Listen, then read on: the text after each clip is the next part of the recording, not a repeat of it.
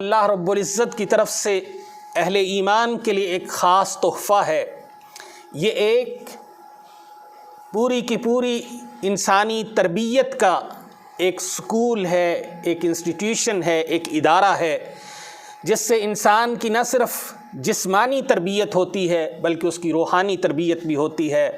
اس لیے رسول اللہ صلی اللہ علیہ وسلم نے اس کی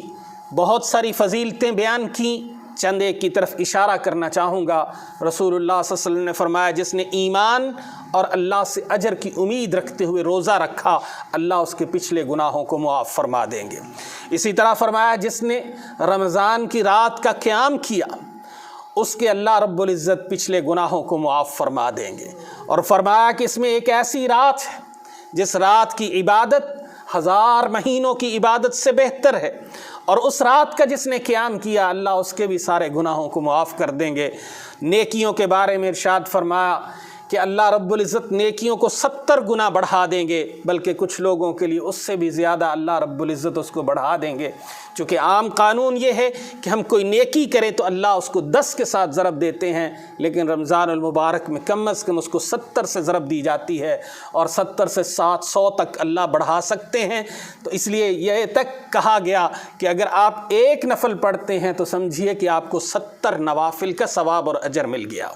اسی طرح یہ رمضان المبارک قرآن کا مہینہ ہے، اس میں رسول اللہ صلی اللہ علیہ وسلم کا معمول مبارک یہ تھا کہ آپ جبریل امین کے ساتھ قرآن کریم کا باقاعدہ دور کرتے، آپ پر قرآن پیش کیا جاتا، آپ پڑھتے وہ سنتے، وہ پڑھتے آپ سنتے، حتیٰ کہ رسول اللہ صلی اللہ علیہ وسلم جس سال دنیا سے رخصت ہوئے اس سال آپ صلی اللہ علیہ وسلم نے 2 بار قرآن کریم کو دہرایا، اور اس میں بعض صحابہ کو بھی شریک کیا تاکہ وہ بعد میں قرآن حکیم کو ایک کتابی شکل دے سکیں، اور انہی میں حضرت زید بن ثابت رضی اللہ تعالی عنہ بھی تھے۔ تو رسول اللہ صلی اللہ علیہ وسلم اسی طرح اس مہینے میں بہت زیادہ خیرات کرتے، صدقہ کرتے، اللہ کے راستے میں خرچ کرتے، حتیٰ کہ صحابہ بیان کرتے ہیں اور امہات المومنین کہتی ہیں کہ رسول اللہ صلی اللہ علیہ وسلم تیز آندھی سے بھی زیادہ ہاتھ کھول دیتے، اور آپ سخاوت کے ساتھ لوگوں کے درمیان صدقہ و خیرات کرتے۔ اور ان حالات میں بالخصوص ہماری ذمہ داری بنتی ہے کہ ہم اپنے قرب و جوار میں رہنے والوں کا خیال رکھیں، اور بالخصوص سفید پوش، چونکہ عام طور پر دیکھا یہ گیا ہے کہ لوگ ایک روٹین پر چل رہے ہوتے ہیں اور پھر بعد میں ہم شکوے کر رہے ہوتے ہیں۔ ہر بندہ راشن اٹھا کے جا رہا ہے، شاید اس بندے کو بیچارے کو 10 لوگوں نے راشن دے دیا ہے، لیکن وہ گھر کرائے پہ رہتا ہے اور اس کا کرایہ دینے کے لیے اس کے پاس پیسے نہیں ہیں۔ ضرورت پوچھیے، پوری کیجئے اچھے انداز سے، اور بالخصوص ان لوگوں کا کہ جن لوگوں کا سفید پوشی کی بنیاد پر حال، چونکہ اس وقت صورتحال آپ سے کسی سے بھی یہ مخفی نہیں ہے کہ بہت سارے وہ سفید پوش کہ جن کے کاروبار کروڑوں میں تھے، آج وہ زیرو پہ یا روڈوں پہ آ چکے ہیں، اور اگر یہ سلسلہ کچھ عرصہ اور جاری رہا تو شاید یہ عذاب، یہ مصیبت اور بڑھ جائے۔ اللہ تعالیٰ سے دعا کرتے ہیں ان سب کے لیے کہ اللہ سب کے لیے آسانیاں پیدا فرمائے، اور بالخصوص جو مالی مشکلات کا شکار ہو چکے یا ہو جائیں گے، اللہ ان کے لیے آسانیاں پیدا فرما، اور ہماری بھی کوشش ہونی چاہیے کہ ہم بھی ان کے لیے آسانیاں پیدا کریں، جس انداز سے جیسے بھی ہمارے لیے ممکن ہے، جس کے پاس جو وسائل ہیں وہ ان کو جمع کرنے کی بجائے لوگوں کی مجبوریوں سے فائدہ اٹھانے کی بجائے لوگوں کو فائدہ دینے کی کوشش کرے۔ چونکہ رسول اللہ صلی اللہ علیہ وسلم نے فرمایا خیر الناس من ینفع الناس، بہترین انسان وہ ہے جو لوگوں کو نفع دیتا ہے، وہ نہیں جو لوگوں کی مجبوریوں سے فائدہ اٹھاتا ہے۔ چونکہ اس وقت ایک طبقہ وہ بھی ہے جو ناجائز انداز سے لوگوں کی مجبوریوں سے فائدہ اٹھا رہا ہے،